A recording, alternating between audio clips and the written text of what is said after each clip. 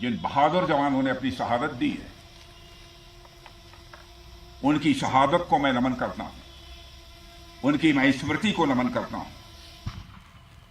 और साथ ही पहलगाम में जो निर्दोष नागरिक आतंकवादियों के द्वारा मारे गए हैं, उनकी भी स्मृति को मैं नमन करता हूं। मैं हमारे घायल सैनिकों के साहस को भी नमन करता हूं और ईश्वर से यह प्रार्थना करता हूं कि वह जल्द से जल्द स्वस्थ हो जाएं। मेरे दोस्तों, इन विषम परिस्थिति में आप सबके बीच आज आकर मैं स्वयं को बहुत ही गौरवान्वित महसूस कर रहा हूं।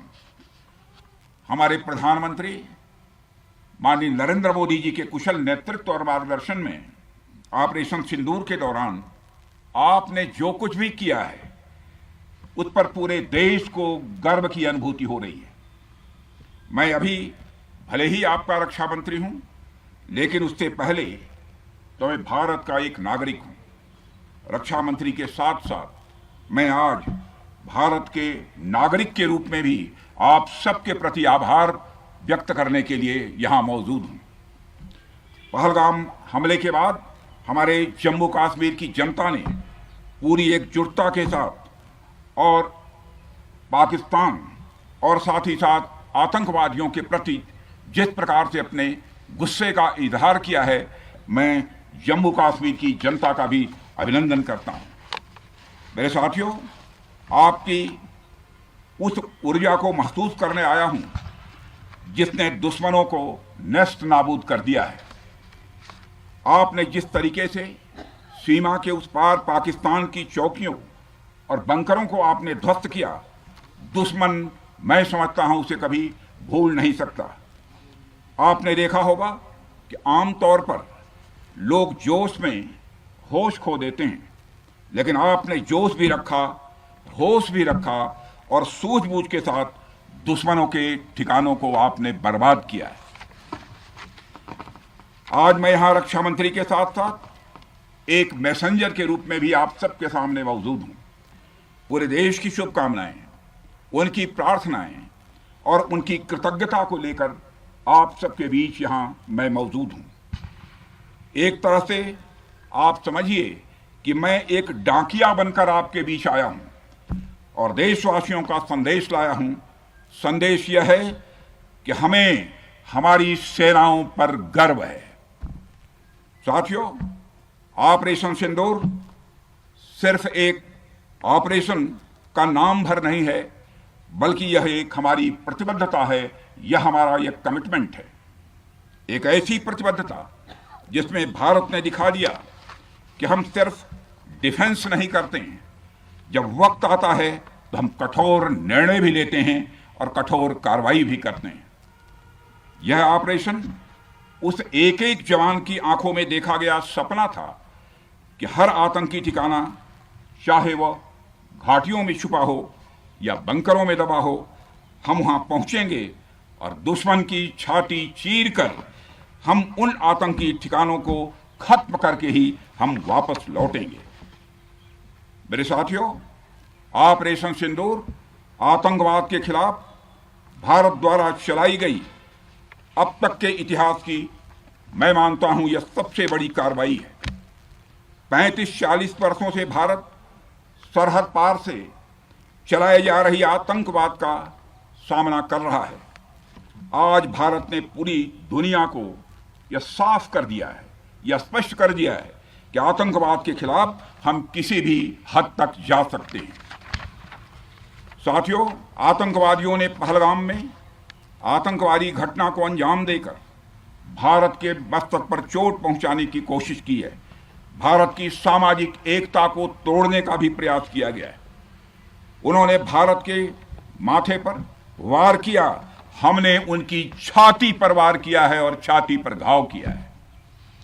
पाकिस्तान के जख्मों का इलाज इसी बात में है कि वह भारत विरोधी और आतंकवादी संगठनों को पनाह देना बंद करे और अपनी जमीन का इस्तेमाल भारत के खिलाफ किसी भी सूरत में न होने दे। साथियों, आपको याद होगा कि लगभग 21 साल पहले स्वर्गीय अटल बिहारी वाजपेयी जी के सामने इसी पाकिस्तान ने इस्लामाबाद में डिक्लेरेशन किया था कि अब उनकी धरती से आतंकवाद एक्सपोर्ट नहीं किया जाएगा। मगर पाकिस्तान ने भारत को धोखा दिया है, पाकिस्तान ने भारत को छला है और आज भी वह धोखा दे रहा है। इसका खामियाजा अब उसको भारी कीमत करके भुगतना पड़ा है और यह कीमत, यदि आतंकवादी वारदातें चलती रही तो लगातार यह बढ़ने ही वाली है। हमारे प्रधानमंत्री श्री नरेंद्र मोदी जी ने दो टूक शब्दों में आतंकवाद के खिलाफ भारत की नीति को रीडिफाइन कर दिया है, इसे परिभाषित कर दिया है, जो यह कहती है कि हिंदुस्तान की सरजमी पर किया गया कोई भी आतंकी हमला एक एक्ट ऑफ वार माना जाएगा। दोनों देशों में जो अंडरस्टैंडिंग बनी है फिलहाल वह इसी बात को लेकर है कि सरहद पार से कोई बेजा हरकत अब नहीं की जाएगी।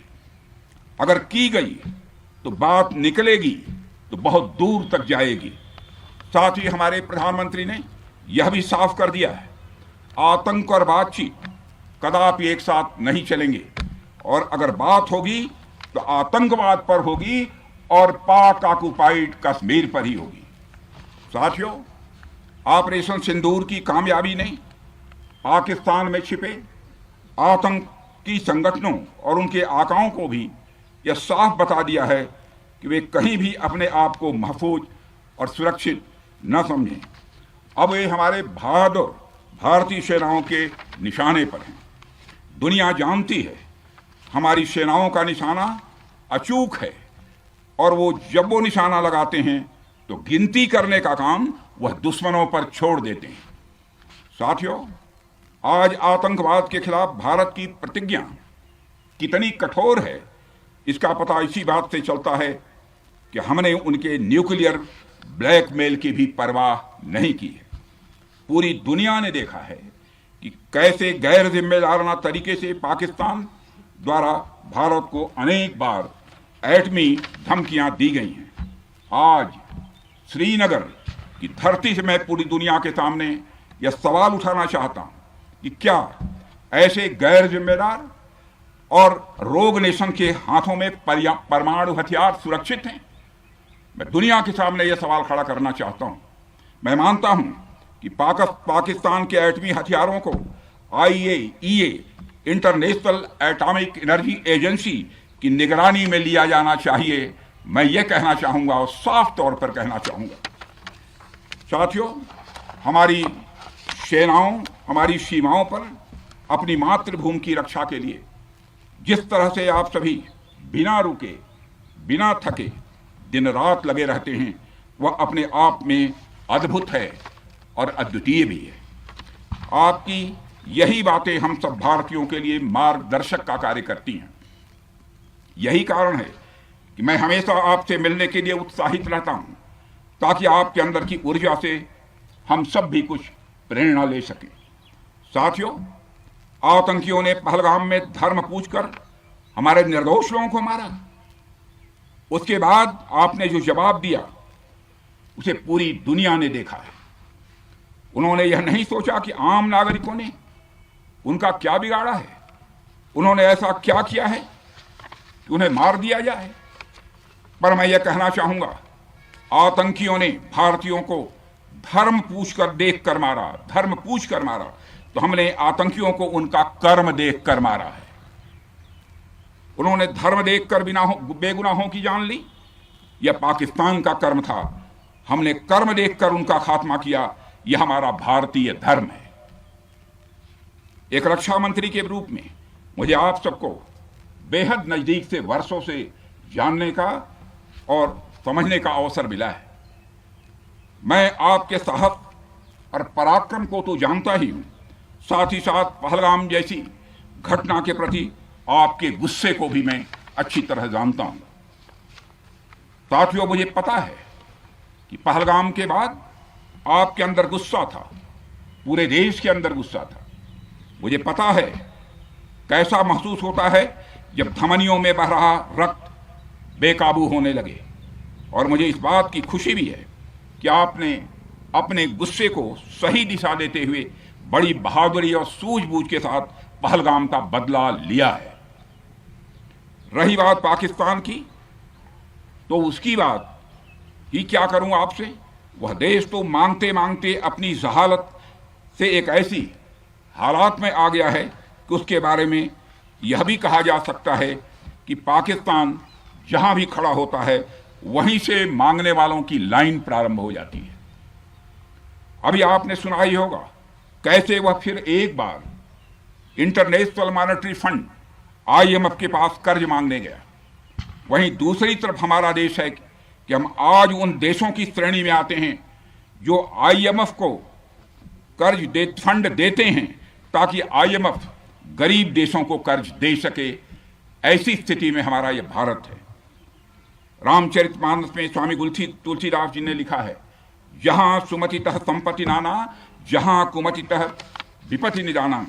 यानी जहां सुमति होती है, अच्छी नीतियां होती हैं, वहां सुख और समृद्धि होती है, और जहां कुमति होती है, बुरी मति होती है, केवल दूसरों के हित की भावना होती है,